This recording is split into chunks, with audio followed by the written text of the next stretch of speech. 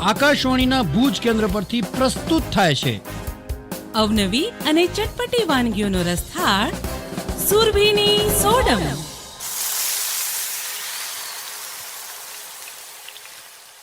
સુરભીની સોડમ કાર્યક્રમ સાંભળતા તમામ શ્રોતાઓને આપની રેડિયો દોસ્ત અને ફૂડી હોસ્ટ ભૂમિ ચોકસીના નમસ્કાર સાથે વેલકમ સુરભીબેન.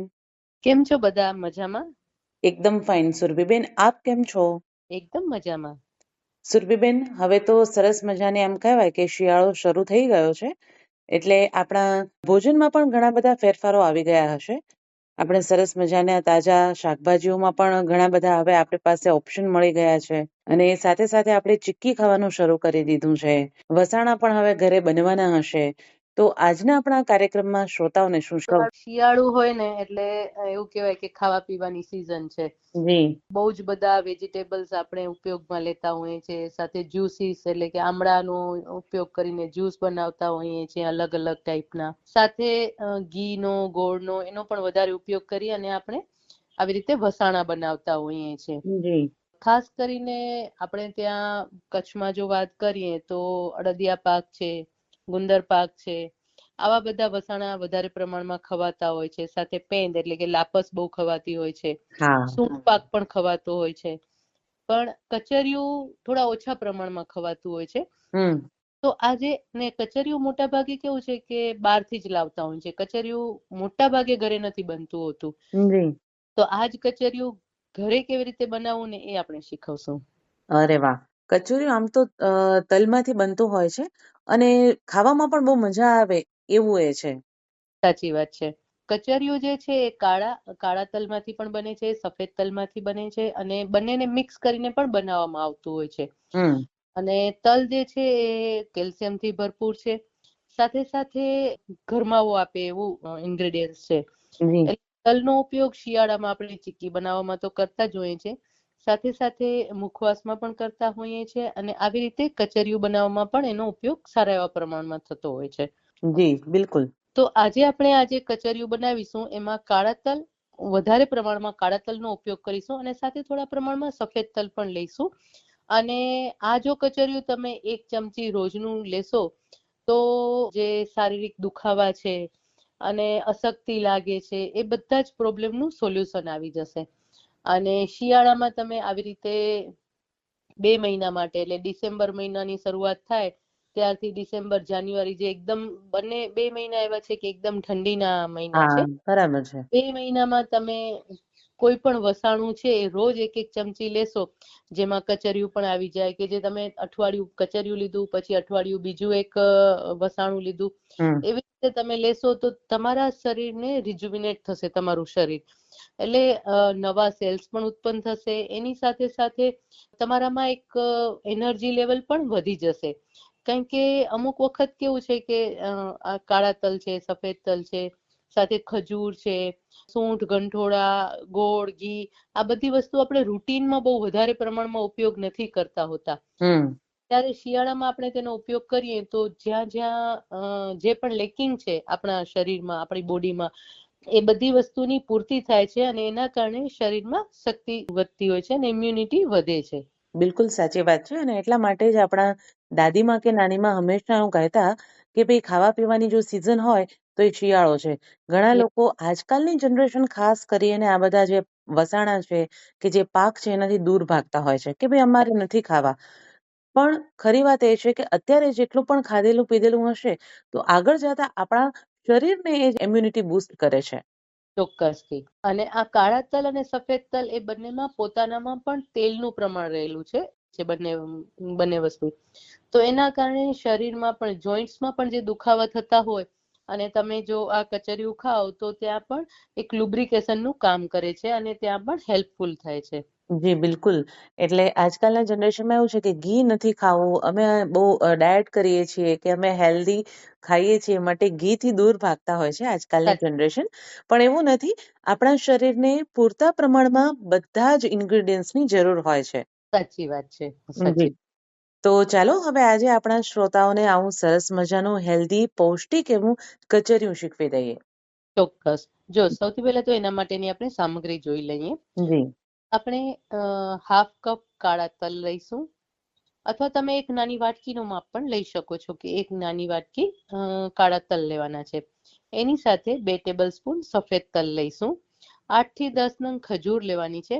અત્યારે આપણે સ્વીટનેસમાં ગોળનો તો ઉપયોગ કરીશું, સાથે સાથે ખજૂરનો પણ ઉપયોગ કરી રહ્યા છીએ કે ખજૂર પણ શિયાળામાં આપણે ખાતા હોઈએ છીએ અને આમ જ ખજૂર ખાવાની ઈચ્છા ન થતી હોય ને ન ખવાતી હોય તો તમે આવી રીતે કચરિયુંમાં એડ કરીને ખાશો તો એનો કચરિયુંનો પણ સ્વાદ સરસ લાગશે અને ખજૂર પણ ખવાશે. જી સાથે 3 ટેબલ સ્પૂન સૂકા કોપરાની છીણ છે. જે સૂકું કોપરું આવતું હોય છે જેને આપણે છીણી લેવાનું છે. આખો જે એનો વાટકી કયો અથવા તો હાફ કરેલું જે સૂકું કોપરું શિયાળામાં આપણે ખાતા હોઈએ છીએ એને છીણી લેવાનું છે. એ છીણ લેવાની છે. જી 2 ટેબલ સ્પૂન ઘી લઈશું. કાળા તલ જે કચરિયું આપણે બનાવીશું ને એમાં ઘીનો વધારે પ્રમાણમાં ઉપયોગ નથી થતો હોતો. અહીંયા તમે ઘી પણ લઈ શકો છો અથવા તો તલનું તેલના પણ ઉપયોગ કરી શકાય છે. સાથે 1/4 કપ ગોળ લઈશું, 1 ટીસ્પૂન સૂંઠ પાવડર, હાફ ટીસ્પૂન ગંઠોડા પાવડર, 1 ટેબલ સ્પૂન બદામની કતરણ, 1 ટેબલ સ્પૂન તળેલો ગુંદર લઈશું. તળેલો ગુંદર પણ ઓપ્શનલ છે. આ તો આપણે તળેલો ગુંદર એટલા માટે ઉમેરી રહ્યા છીએ કે કચરિયું ખાતા આપણે એને એક ક્રંચ પણ મળશે ક્રન્ચીનેસ યસ અને એ બાને આપણે ગુંદર પણ ખાશું. ગુંદર પણ લુબ્રિકેશનનું બોડીમાં કામ કરે છે અને જ્યાં પણ જોઈન્ટ્સમાં દુખાવા હોય ત્યાં ખૂબ જ મદદરૂપ થાય છે. અને 1 ટેબલ સ્પૂન મગજતરીના બી લઈશું. તો આ રીતે આપણે ઇન્ગ્રેડિયન્ટ્સની જરૂર પડે છે. હવે આપણે એની રીત જોઈ લઈએ. જી સૌથી પહેલા તો એક પેન લેવાનું છે. એમાં કાળા તલ અને સફેદ તલને શેકી લેવાના છે. એને થોડું ભેજ ઉડી જાય અને સરસ રીતે શેકી લેશું ને તો એ કચરિયું છે એ લાંબો ટાઈમ સુધી ટકી પણ શકશે અને એનો સ્વાદ પણ બહુ જ સરસ આવશે. હવે મિક્સી જારમાં લઈ અને એને ક્રશ કરવાના છે. ક્રશ થોડા વધારે પ્રમાણમાં કરવાના છે. જનરલી આપણે જ્યારે પણ કોઈ નટ્સને ક્રશ કરતા હોય ત્યારે ખાસ એ વાતનું ધ્યાન રાખીએ કે એનું તેલ ન છૂટું પડી જવું જોઈએ. જેમ સિંગદાણા છે કે કાજુ છે કે આવી રીતે તલ છે બહુ વધારે પ્રમાણમાં ક્રશ નથી કરતા. પણ અત્યારે આપણે કચરિયું બનાવી રહ્યા છીએ એટલે જ્યારે આપણે આ કચરિયું બનાવીએ છીએ ત્યારે એમાંથી તેલ છૂટું પડવું જોઈએ. તો એ રીતે આપણે થોડું વધારે એને ક્રશ કરીએ છીએ અને થોડું લમ્પી થાય એટલે ભેગું થાય એટલે એની અંદર ખજૂર એડ કરી દેવાની છે. ખજૂરના ટુકડા ઉમેરી અને એને પણ થોડુંક ક્રશ કરવાનું છે. હવે એની અંદર સૂકું કોપરું આપણે ઉમેરી લઈશું અને થોડુંક લચકો થાય ત્યાં સુધી એને ક્રશ કરતા રહેવાનું છે. આ રીતે ખજૂર અને એની સાથે બંને તલ એ બંનેને લચકો થાય ત્યાં સુધી આપણે ક્રશ કરી લેવાનું છે. ક્રશ એને સાઈડમાં રાખી દઈશું. હવે આપણે 2 થી 3 ચમચી ઘી લઈશું. એમાં 1 ટેબલ સ્પૂન ગુંદ લઈ અને એને તળી લેવાનું છે. એને પણ સાઈડમાં રાખી દઈશું. હવે 2 ચમચી ઘી લેવાનું છે. એમાં ગોળ એડ કરી અને એનો પાયો કરવાનો છે. પાયો એટલે કે ગોળને ઓગાળવાનો છે. વધારે પ્રમાણમાં આપણે નથી ઓગાળવાનું એને. જસ્ટ ખાલી ગોળ ઓગળી જાય અને આમ નાના નાના બબલ્સની શરૂઆત થાય ને એટલે ફ્લેમ ઓફ કરી દેવાની છે. જો પાયો આકરો થઈ જશે ને તો જે આપણે કચરિયું બનાવીશું ને એ એકદમ જામી જશે. પથ્થર જેવો કડક થઈ જશે એકદમ. ખાસ એ વાતનું ધ્યાન રાખવાનું છે કે ગોળને જસ્ટ ઓગાળવાનો છે. હવે એમાં તૈયાર કરેલું તલ અને ખજૂરનું જે મિશ્રણ છે એની અંદર આપણે ઉમેરી દઈશું અને મિક્સ કરી લેવાનું છે. સાથે સૂકા કોપરાની છીણ પણ એડ કરી દેવાની છે. જો સૂકું કોપરું તમે ક્રશ કરવામાં એડ કર્યું હોય તો એવી રીતે કરી શકો છો અને જો તમને એને દેખાય અને ચાવવામાં આવે એવું રાખવું હોય તો તમે આવી રીતે ઉપરથી પણ એડ કરી શકો છો. સૂકા કોપરાની છીણ આપણે ઉમેરી લેવાની છે. પછી સૂંઠ પાવડર, ગંઠોડા પાવડર, બદામ. હવે બદામની સાથે સાથે બદામના ટુકડા, કાજુના ટુકડા પણ તમે એની અંદર ઉમેરી શકો છો. ડ્રાયફ્રૂટ તો અમે શિયાળામાં આપણે સારા એવા પ્રમાણમાં ખાતા હોઈએ છીએ તો કોઈ પણ વાનગીમાં એડ કરશો તો ક્રંચ પણ સરસ મળશે અને વાનગી વધારે રીચ લાગશે. અને છેલ્લે તળેલું ગુંદર એની અંદર એડ કરી દેવાનું છે. આ બધું એડ કરી અને સરસ રીતે મિક્સ કરી લેવાનું છે અને મિક્સ કરી અને એને કોઈ ડબ્બામાં તમે ભરી શકો છો. કચરિયું હંમેશા આવી રીતે લંપી હોય એટલે આમ જેમ લોટનો લુવો બાંધ એ રીતનો હોય. એને કોઈ શેપમાં આપણે થાળીમાં પાથરીને એના સ્ક્વેર શેપ નથી આપવાના. તમે એક ડબ્બામાં ભરી દો અને પછી તમે એને ચમચીથી ખાઈ શકો છો. આવી રીતે રોજ 1 ચમચી તમે કચરિયું ખાશો તો આ કચરિયું જે છે એ લગભગ 15 થી 20 દિવસ સુધી સરસ લેશે કારણ કે આપણે ઘી ગોળનો પાયો કરેલો છે અને સાથે સાથે કાળા તલ અને સફેદ તલને પણ શેકી લીધેલા છે, જી એટલે બગડવાનો કોઈ ચાન્સ નથી. પણ જો તમે આ જે ગોળ છે એનો એમાં થોડીક ભીનાશ હોય છે, એટલે તમે 2-3 મહિના સુધી એને ન રાખી શકો. ઓકે 15-20 દિવસમાં કન્ઝ્યુમ કરી જવાનું છે. તો તમે કચરિયું બનાવશો તો ટેસ્ટમાં પણ બહુ જ સરસ લાગશે અને એના હેલ્ધી બેનિફિટ્સ તો આપણે જોઈ જ લીધા છે. જી બિલકુલ. તો બહુ સરસ મજાનું હોમમેડ કચરિયું જે આ વર્ષે આપણે એવું કહીએ કે બહારેથી લાવવાની જગ્યાએ જો ઘરે એટલું સરસ મજાનું કચરિયું બનતું હોય તો ઘરે જ બનાવવું જોઈએ. બનાવવામાં તો એકદમ ઇઝી છે, પણ કોઈ પણ કારણોસર આપણે હંમેશા બહારથી લાવતા હોઈએ છીએ. તો આ વખતે આપણા શ્રોતાઓને કહીએ કે આ કચરિયું આપણા ઘેર બનાવીએ. ચોક્કસ, કારણ કે મોટા ભાગે આપણે જ્યારે કોઈ પણ વસાણું બનાવતા હોય છે ત્યારે ઘી, ગુંદ અને ગોળ એનો ઉપયોગ જ વધારે થતો હોય છે, અને એની સાથે કોપરાનું એની સૂંઠ ગંઠોડા એ બધા મસાલા તેજાના બધા ઉમેરતા હોઈએ છે. પણ તલનો ચીકી સિવાય આપણે વધારે પ્રમાણમાં ક્યાંય ઉપયોગ નથી કરતા હોતા. તો આવી રીતે કચરિયું ખાશું તો તલના બેનિફિટ્સ પણ આપણે સારા એવા પ્રમાણમાં મેળવી શકશું. અને ખાસ કરીને કાળા તલ જે છે એ કેલ્શિયમથી ભરપૂર છે, એટલે નાના બાળકો માટે પણ ખૂબ જ ઉપયોગી છે. અને સાથે સાથે આફ્ટર 45 કે 50 કે જ્યારે મેનોપોઝનો ટાઈમ ચાલતો હોય અને શરીરમાં કેલ્શિયમનું પ્રમાણ ખૂબ જ ઓછું થઈ ગયું હોય, હાડકા નબળા પડી જતા હોય અને દુખાવાની શરૂઆત થતી હોય, ત્યારે જો તમે આ વસ્તુ લેશો તો એ તમારા માટે ખૂબ જ ઉપયોગી થશે. બિલકુલ સાચી વાત છે. એટલે ઘણી વખત આપણે હું કહેતા હોઈએ છીએ કે બહારથી દવાઓ લેવાની જગ્યાએ આપણા ઘરની અંદર જ આપણા રસોડું જ એક પ્રકારનું ઔષધ કેન્દ્ર છે કે જો એની અંદર જેટલા પણ રહેલા આપણા ઇન્ગ્રેડિયન્ટ્સ છે જેને યોગ્ય પ્રમાણમાં યોગ્ય સમય લેવામાં આવે તો આપણને ઘણી વખત બહારથી કોઈ પણ જાતની આવી દવા કે ઇમ્યુનિટી બુસ્ટર લેવાની પણ જરૂર પડતી નથી. એકદમ સાચી વાત છે. જી તો સુરભીબેન, આઈ હોપ કે આજના એપિસોડમાં આપણા શ્રોતાઓને આપણે ઘણી બધી એવી ઇન્ફોર્મેટિવ માહિતી પણ આપી છે અને સાથે સાથે બહુ જ સરસ મજાનું આ કચરિયું કઈ રીતે ઘરે બનાવી શકાય એની રેસીપી પણ આપણે એમને શીખવી છે. તો આજે આપ અહીં કાર્યક્રમમાં આવ્યા અને શ્રોતાઓ સાથે કચરી અને રેસીપી આપે શેર કરી છે એ માટે આપનો ખૂબ ખૂબ આભાર. વેલકમ. અને શ્રોતાઓ, હવે મળીએ આપણા આજના ગેસ્ટને શ્રુતિ શાહને. કેમ છો શ્રુતિ? બસ મજામાં. તમે કેમ છો? એકદમ મજામાં. શ્રુતિ, સુરભીની સોડમ કાર્યક્રમમાં ફરી એકવાર આપનું સ્વાગત છે. Thank you. શ્રુતિ, આપ શું કરો છો? બસ અત્યારે તો હું જોબ કરું છું. ઓકે, તો શેમાં જોબ છે આપની? મારી ઇન્ટરનેશનલ કંપનીમાં યુએસ ટેક્સેશનમાં. ઓકે, તો તમે કુકિંગ માટે એમ ટાઈમ કાઢી શકો છો? હા. પણ કુકિંગમાં તમને ઇન્ટરેસ્ટ પણ એટલો જ છે? હા, એટલો જ છે. અરે વાહ. નવું આખો દિવસ રેસીપી ટ્રાય કરવી ગમે છે મને. ક્યાં વાત છે.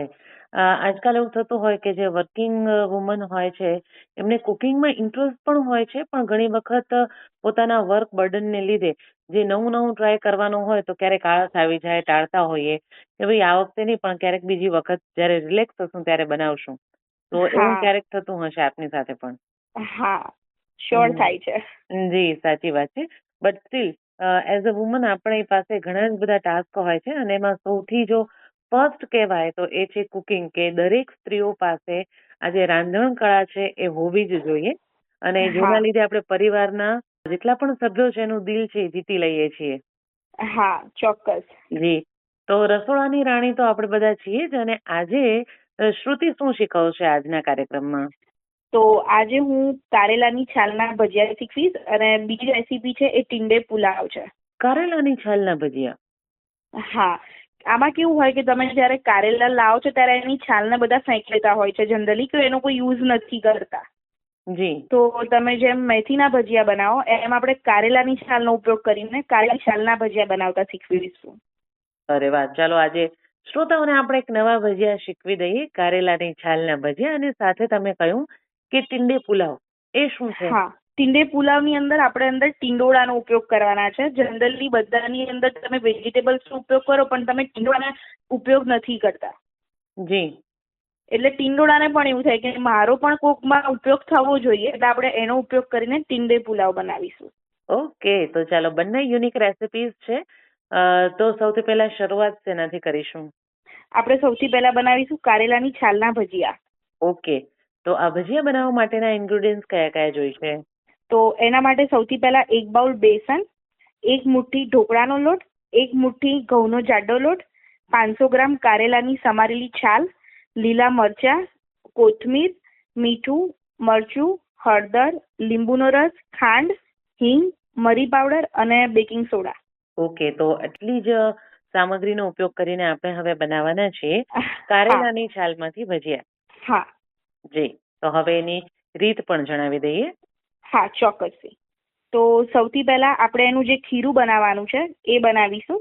એના માટે એક બાઉલમાં આપણે 1 બાઉલ જેટલો બેસન લઈશું. એની અંદર 1 મુઠ્ઠી ઢોકળાનો લોટ અને 1 મુઠ્ઠી જાડો લોટ નાખીને એની અંદર લીલા મરચાં, 2 ચમચી જેટલી કોથમીર અને કારેલાની જે છાલ આપણે સમારી હતી એ આપણે સમારીને અંદર એડ કરીશું. પછી તેની અંદર સ્વાદ મુજબ મીઠું, હળદર, લાલ મરચું, લીંબુનો રસ, ખાંડ, હિંગ, મરી પાવડર નાખીને જરૂર મુજબ પાણી રેડીને આપણે એનું ખીરું બનાવીશું. અને ખીરું છે એકદમ પતલું નથી કરી દેવાનું. એની જે કન્સિસ્ટન્સી છે એ થોડીક થીક રાખવાની છે. જી. અને પછી એની અંદર ખાંડ નાખીને બધા મસાલા જે બધા જ આપણે ઉમેર્યા એ બધા બરાબર અંદર મિક્સ થઈ જાય, ભળી જાય અને ખાંડ પણ ઓગળી જાય ત્યાં સુધી આપણે એને 10 થી 15 મિનિટ આપણે રેસ્ટ આપવાનો છે ખીરાને. તો આપણે એને રેસ્ટ આપીશું. ઓકે. તો ખીરાને 10 થી 15 મિનિટ થઈ ગઈ છે. હવે આપણે તેલ છે એને ગરમ કરી લઈશું. તો તેલ ગરમ થઈ જાય પછી એની અંદર આપણે જે ખીરું જે તૈયાર કર્યું હતું એ ખીરાને બરાબર હલાવીને એની અંદર લગભગ અડધી ચમચી જેટલો ખારો નાખવાનો છે અને બરાબર મિક્સ કરવાનું છે. હવે જનરલી આપણે ભજીયા બનાવતા હોઈએ ત્યારે આપણે એની અંદર ખારાની ઉપર તેલ કે લીંબુનો રસ નાખતા હોઈએ છીએ. પણ આની અંદર એક ખાસ ધ્યાન રાખવાનું છે કે આની અંદર તેલ છે ઉપર એ નથી રેડવાનું. ઓકે, એનું શું કારણ? એ તમે જો તેલ રેડશો તો તમે ભજીયા અંદર લીંબુનો રસ બી નાખેલો છે એટલે તમારા જે ભજીયા છે ને એ છૂટા પડવાના ચાન્સીસ છે. અને જો ખીરું બી ઢીલું કરી દેશો તો બી તમારા ભજીયા છૂટા પડી જશે. જી. આપણે મેથીના ભજીયા બનાવીએ કે બીજા કોઈ પણ ભજીયા બનાવીએ એની અંદર આપણે ઉપર તેલ રેડતા હોઈએ છીએ પણ ત્યારે એ તમારું જે ટેક્સચર છે એ છૂટું નથી પડતું તેલની અંદર. આની અંદર એ વસ્તુ થાય છે કે એ છૂટું પડી જાય છે.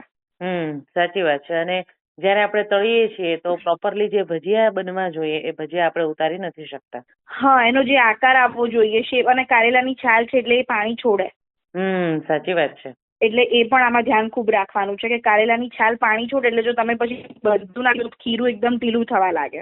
જી, એટલે 10 મિનિટનું જયારે આપણે રેસ્ટ આપીશું ત્યારે પણ થોડું તો કારેલાની છાલ જે છે એને પાણી છોડ્યું જ હશે. હા, એટલે જ આપણે કીધું. થોડું ઠીક રાખ્યું છે. હા, એટલે આપણે કીધું કે ભાઈ પાણી છે એનો ઉપયોગ તમારે બને એટલો ઓછો કરવાનો છે ને જાડું ખીરું રાખવાનું છે.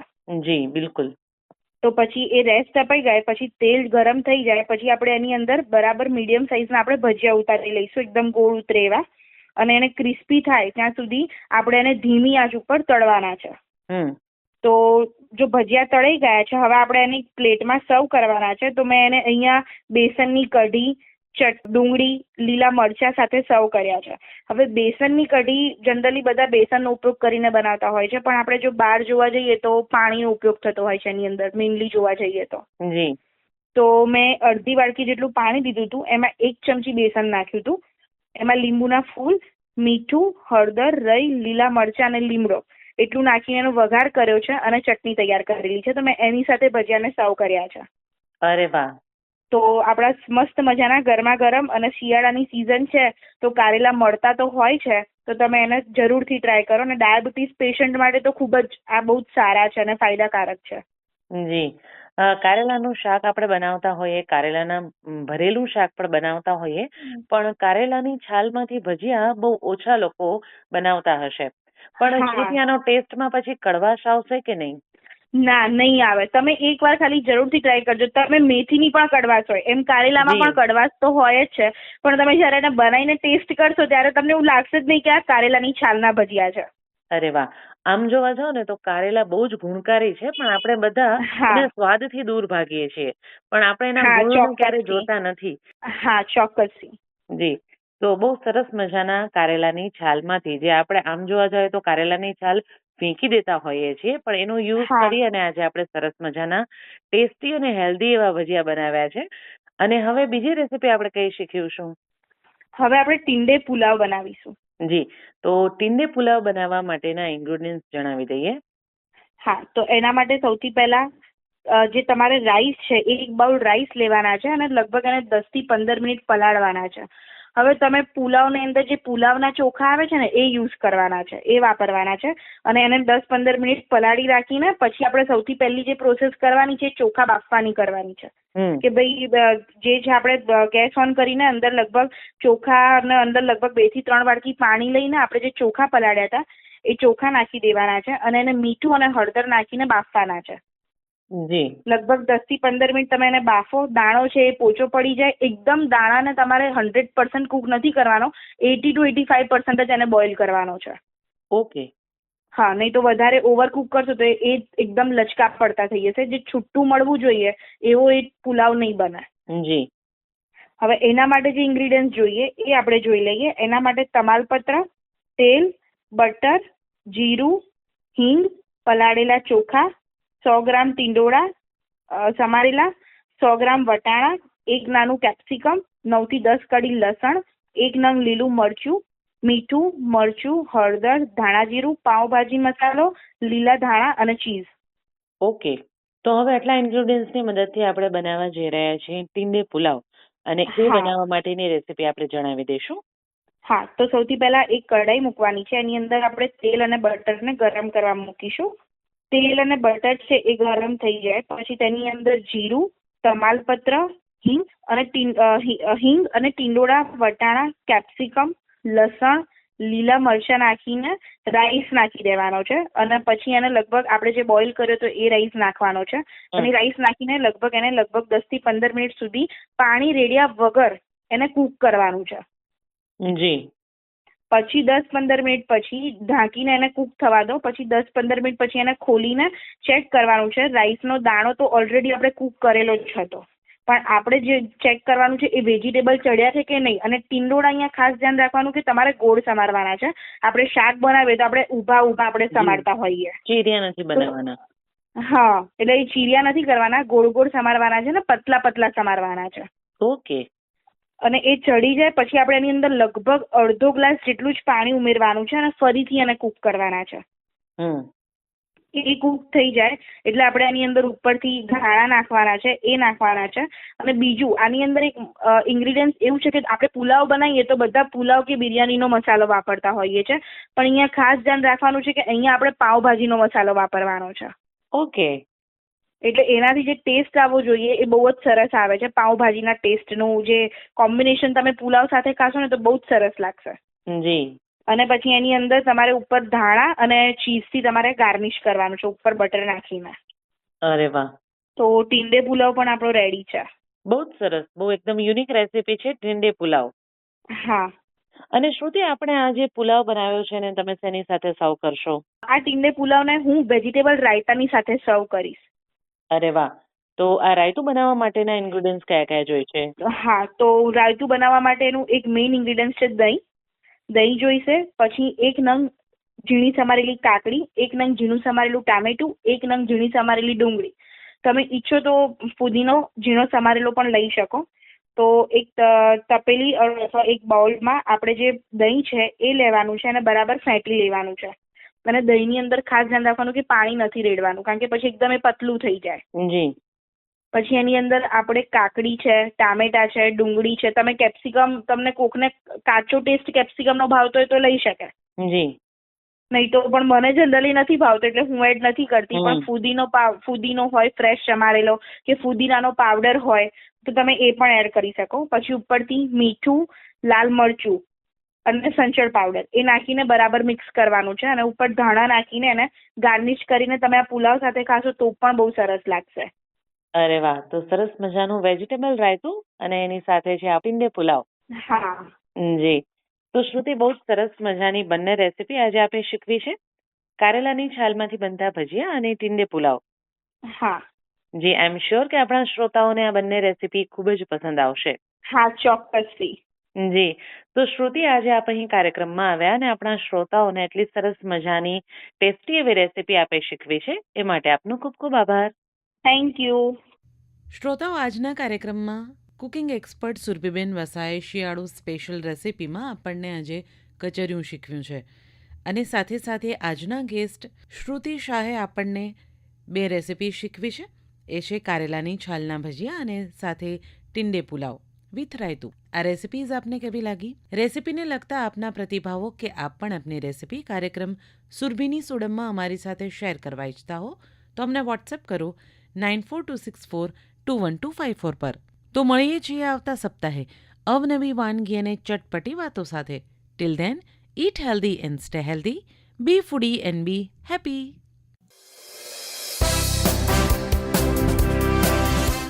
હમણાં જ આપ સાંભળી રહ્યા હતા કાર્યક્રમ સુરભીની સોડમ।